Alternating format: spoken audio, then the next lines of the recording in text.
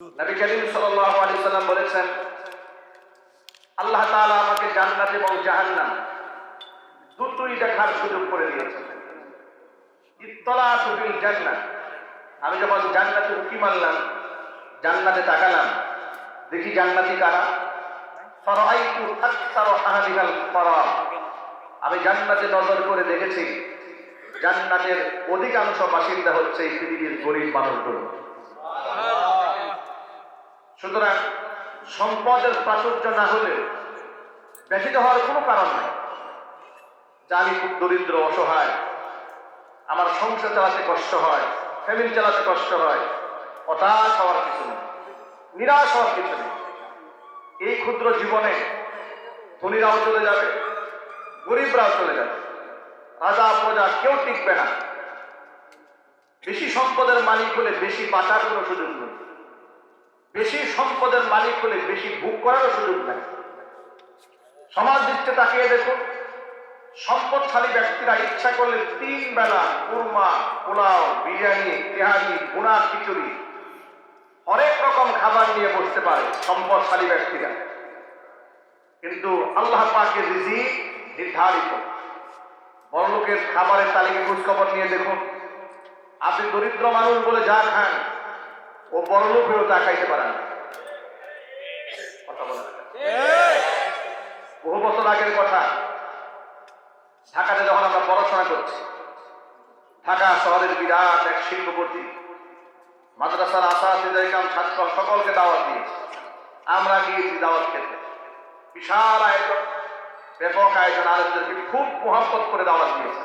বিরাট বহু দস্তরখানা, হরেক রকম আইটেম, দামি দামি খাবার। আমাদের উস্তাদরা ওনাকে বললেন যে আপনিও আমাদের সাথে বসুন, আর মেজবান তো মেহমানের সাথে বসা সুন্নাহ। তিনি বসলেন।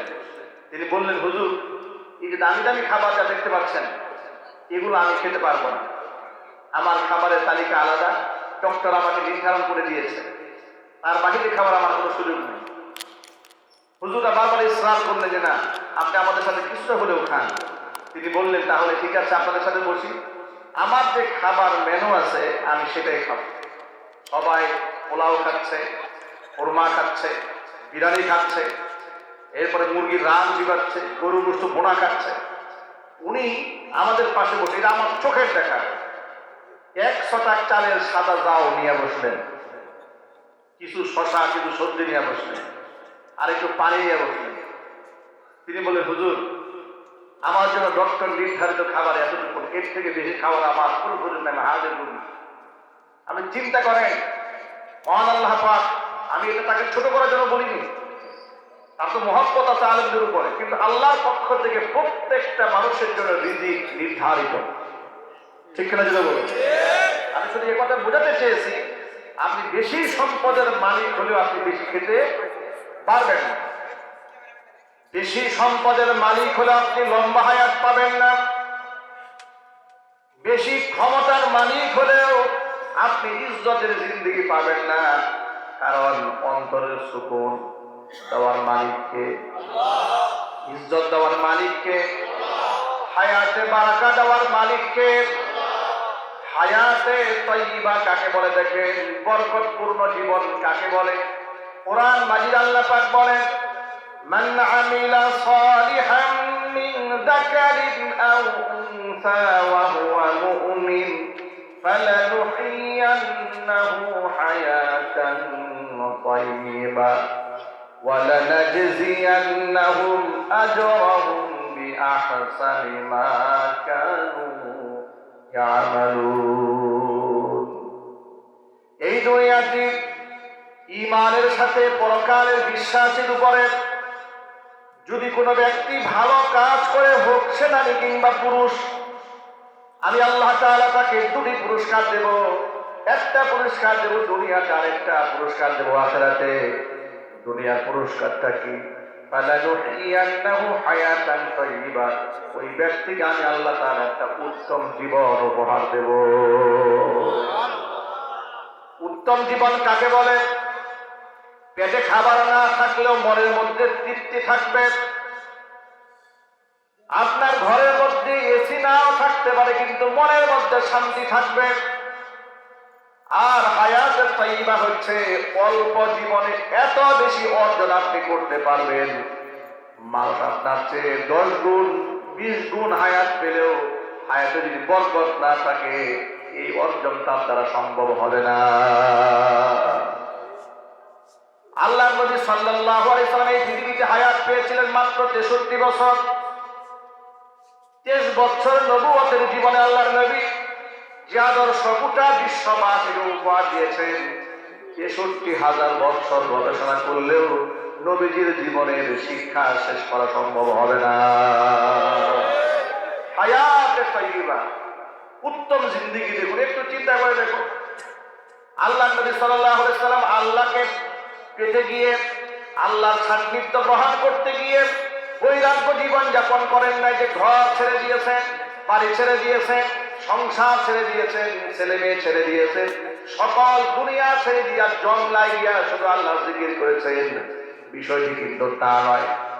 এই সমাজে তিনি বসবাস করেছেন, বিবাহ করেছেন, ছেলে মেয়ে হয়েছে, বাজারে গিয়েছেন, দুনিয়াবি যাবতীয় কাজ করেছেন, আবার সমাজ পরিচালনা করেছেন।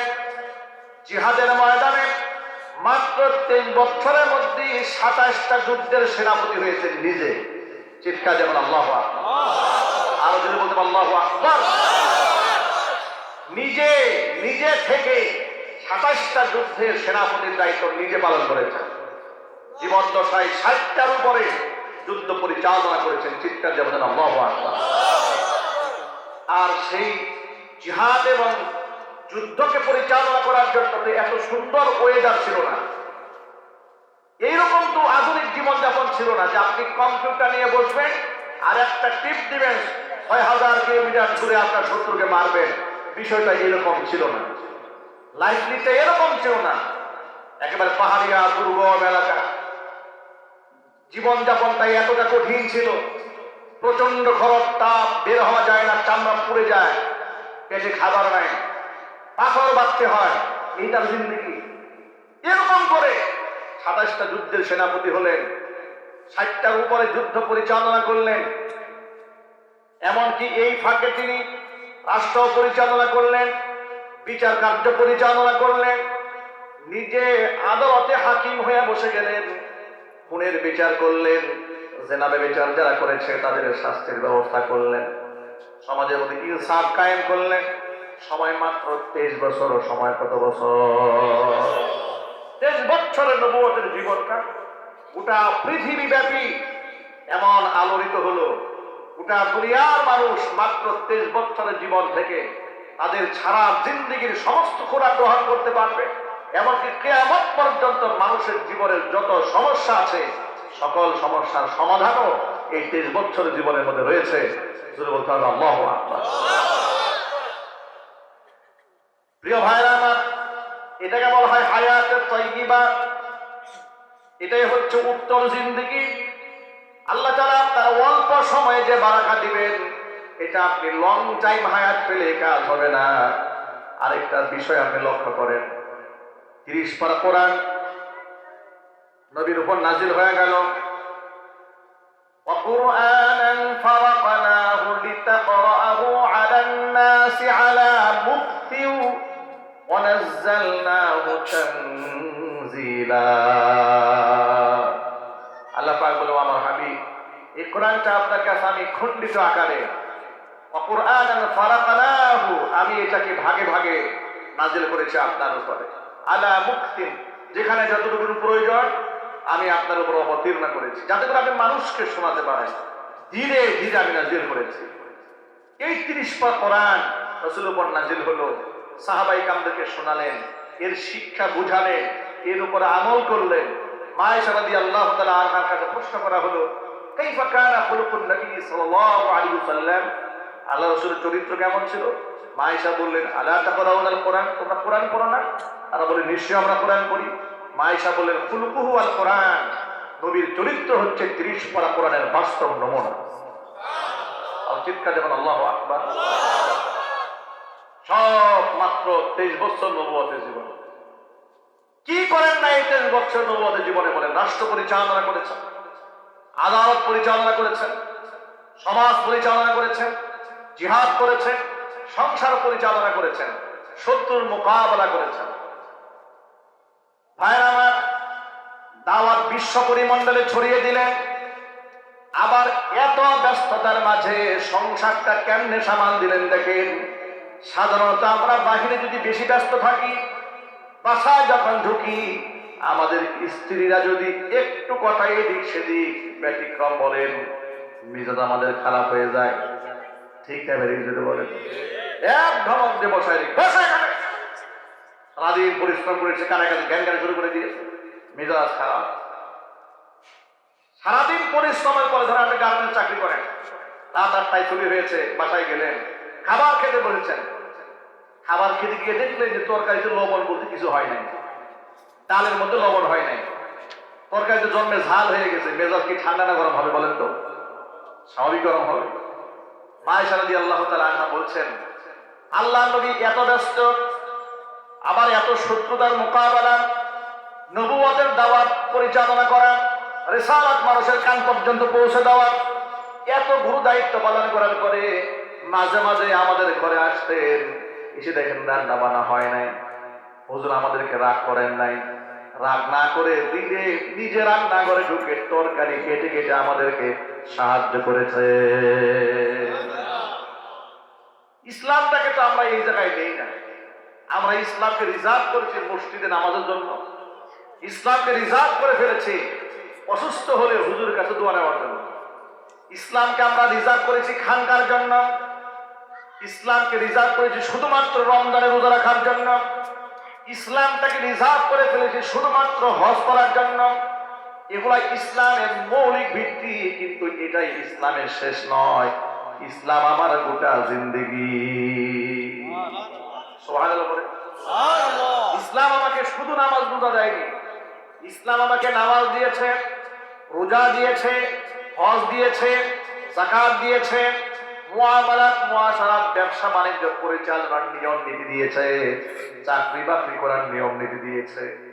ইসলাম ধনী দরিদ্রের আচরণের পার্থক্য করে নাই, মর্যাদাগত কোনো পার্থক্য ধনী দরিদ্র দিয়ে হয় না। ইসলাম স্পষ্ট বলে দিয়েছে, ইন্না আকরামাকুম ইনদাল্লাহি আতকাকুম ইন্নাল্লাহা আলিমুন খাবীর। নিশ্চয় তোমাদের মধ্যে আমি আল্লাহর কাছে সর্বাধিক সম্মানিত এবং মর্যাদার পাত্র, যার মধ্যে তাকওয়া বিশেষে, যার অন্তরে যত বেশি তাকওয়া সেই ব্যক্তি আমার কাছে তত বেশি সম্মানিত। দুনিয়ার মানুষের কাছে মূল্যায়ন তারা নাও থাকতে পারে, আমি আল্লাহর কাছে বলেছি তার বিরাট মর্যাদা। জোরে বলেন সুবহানাল্লাহ। তাকওয়া যদি অন্তরে থাকে, খোদা ভীতি থাকে, পরহেজগারিতা থাকে, অন্তরের প্রতি হিংসা না থাকে, বিদ্বেষ না থাকে, আত্মগরিমা না থাকে, নিজেকে বড় মনে করার চিন্তা চেতনা যদি না থাকে, সমাজে যদি আপনি অখ্যাত হন, আসমানে আপনি হয়ে যাবেন বিখ্যাত। নবী করিম সাল্লাল্লাহু আলাইহি সাল্লাম থেকে বর্ণিত হযরত আনাস ইবনে মালিক রাদিয়াল্লাহু তাআলা আনহু বলেন, হযরত আনাস বলেন, একদিন আমরা রাসূলের পাশে বসে আছি মসজিদে নববীতে। এমন সময় রাসূল আমাদেরকে বললেন, ও সাহাবীরা শোনো, ইয়াতুলু আলাইকুমুল আনা রাজুলুন মিন আহলিল জান্নাহ, ঠিক এই মুহূর্তে তোমাদের মাঝে একজন জান্নাতি ব্যক্তি প্রবেশ করবে। এই কথা শুনে আমরা থমকে দাঁড়ালাম, অপেক্ষায় রইলাম অধীর আগ্রহে কে আসেন। জান্নাতি ব্যক্তিকে দেখার আগ্রহ তো সবার থাকবে, ঠিক না ঠিক? হযরত আনাস বলেন, ইয তালা আলাইনা রাজুলুন মিনাল আনসার, তাকে দেখলাম বিখ্যাত কোনো ব্যক্তি আসেন নাই, একজন আনসারী সাহাবী আমাদের মাঝে প্রবেশ করলেন। তানতিফু লিহিয়াতুহু বিউদুইহি, মাত্র ওযু করে এসেছেন, দাড়িটা ওযুর পানিতে ভেজা। আলাইহি বিয়াদিহি শিমাল, বাম হাতে জুতা ধরে দাঁড়ায় আছে মসজিদে। কত সাদা মাটা চিন্তা করেন তো ভাই, মাত্র ওযু করে এসেছেন, বুকটাও মুছেন নাই, বাম হাতে জুতা ধরে দাঁড়ায় আছেন। নবী করিম সাল্লাল্লাহু আলাইহি সাল্লাম বললেন, ইনি হচ্ছেন আল্লাহর জান্নাতি ব্যক্তি। আরো আসছে সুবহানাল্লাহ বলেন। এটা ছিল প্রথম দিন। দ্বিতীয় দিন আনাস বলেন, আমরা আবার বসে আছি, রাসূল আবার বললেন, এখন তোমাদের মাঝে একজন বেহেশতি মানুষ আসবে। হযরত আনাস বলেন, অধীর আগ্রহে রইলাম দেখি কে আসেন। আশ্চর্যের ব্যাপারটাকে দেখলাম, গতকাল যিনি এলেন আজকেও ঠিক তিনি এসেছেন। ওই আনসারী সাহাবী এলেন, গেল দ্বিতীয় দিন, আবার তৃতীয় দিন হুজুরের মজলিসে বসে আছি। নবীজি সাল্লাল্লাহু আলাইহি ওয়াসাল্লাম বললেন, তোমাদের মাঝে এই মুহূর্তে একজন জান্নাতি ব্যক্তি প্রবেশ করবেন। তৃতীয় দিন আল্লাহর নবী যখন জান্নাতি ব্যক্তির ঘোষণা দিলেন, অধীর আগ্রহে রইলাম, দেখি জান্নাতি ব্যক্তিটাকে। কিছু সময়ের মধ্যে তিনি প্রবেশ করলেন, যিনি গত দুদিন প্রবেশ করেছেন। আমরা তো অবাক হয়ে গেলাম, এমন কি আমল তার মধ্যে আছে যেটা আমাদের মধ্যে নাই? তার মধ্যে আছে। তাকে স্পেশাল জান্নাতি ব্যক্তি বলে আল্লাহর নবী ঘোষণা দিয়েছেন। সাহাবীদের মধ্যে একজন নাম ছিল আব্দুল্লাহ ইবনে আমর ইবনুল আস রাদিয়াল্লাহু তাআলা আনহুমা। আব্দুল্লাহ ইবনে আমর ইবনুল আস রাদিয়াল্লাহু তাআলা আনহুমা, তার মধ্যে প্রচন্ড আগ্রহ জন্ম নিল যে এই আনসারীর মধ্যে এমন কোন আমল আছে যেটা আমাদের মধ্যে নাই, কেন তিনি জান্নাতি হলেন, একটু আমাদের খুঁজে বের করতেই হবে। একটা কৌশল অবলম্বন করলেন তিনি। আনসারী সাহাবীকে বললেন, ভাই, বাড়িতে আমার বাবার সাথে একটু ঝগড়া হয়েছে, মনোমালিন্যতা হয়েছে, আমি 3 দিন বাড়ি যাবার নিয়ত করেছি। আমি আপনার সাথে আপনার বাড়িতে 3টা দিন থাকতে চাই, আপনার কি অনুমতি আছে? তিনি বললেন, কোনো অসুবিধা নাই, চলুন আপনি আমার সাথে আমার বাড়িতে। 3 দিন 3 রাত সময় কাটালেন, বিশেষ কোনো আমল দেখতে পেলেন না। বিশেষ কোনো আমল দেখতে না পেয়ে 3 দিন পরে এবার তিনি মুখ ফুটে বলেই ফেললেন যে, ভাই, আসলে আমার বাবার সাথে কোনো ঝগড়া হয়নি, বিবাদ হয়নি, আমি আপনার সাথে একটু কৌশল অবলম্বন করেছিলাম আপনার আমল দেখার জন্য, কারণ আল্লাহর নবী সাল্লাল্লাহু আলাইহি ওয়াসাল্লাম আপনাকে পরপর 3 দিন জান্নাতি ব্যক্তি বলে ঘোষণা করেছে। একটু জোরে বলতে হবে আল্লাহু আকবার। ওই সাহাবী তখন বললেন, শোনেন, আমার স্পেশাল কোনো আমল নাই, তবে আমি একটা জিনিস করার চেষ্টা করি, সেটা হচ্ছে আনা লা বিশু আলা মুসলিমিন, তাম দুনিয়ার কোন মুসলমানের উপর আমি অবশ্যই কোনো বিদ্বেষ আমার অন্তরের মধ্যে রাখি না। ওয়ালা আহসুদু আহাদান আলা খাইরিন আতাহুল্লাহু ইয়াহু।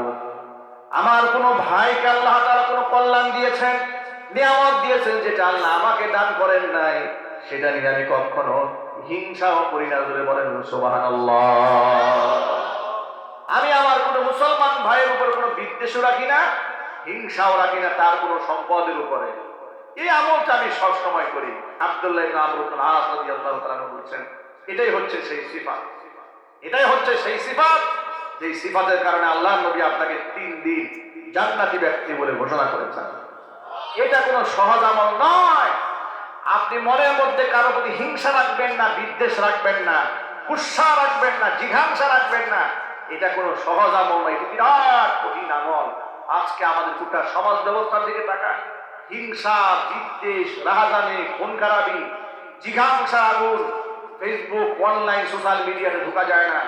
রাজনৈতিক একে অপরের প্রতিপক্ষকে কিভাবে চরিত্রহীনতার দিকে ঠেলে দিচ্ছে, কিভাবে তার সম্মানহানি করছে, মর্যাদা হানি করছে, ব্যক্তিগত বিষয় ফেসবুকে এনে মানুষের সামনে তুলাধরা করছে।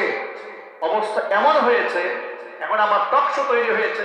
টকশোর ছাড় মর্ময় হচ্ছে, কে এক পক্ষ আরেক পক্ষকে যুক্তি দিয়া, তর্ক দিয়া কেমনে ঘায়েল করা যায়, কেমনে একজনের বদনাম টেনে বের করা যায়, যেটা দোষ না সেটাকে গবেষণা করে কিভাবে দোষ হিসেবে উপস্থাপন করে প্রতিপক্ষকে ঘায়েল করা যায়। ঠিক আছে, এগুলো হয়ে গেছে মুসলমানদের আমাল। যে মুসলমানদের কলিজার মধ্যে এমন হিংসা থাকে, সেই মুসলমান কেমনে কল্যাণ হাজির করে আপনারা বলেন তো ভাই?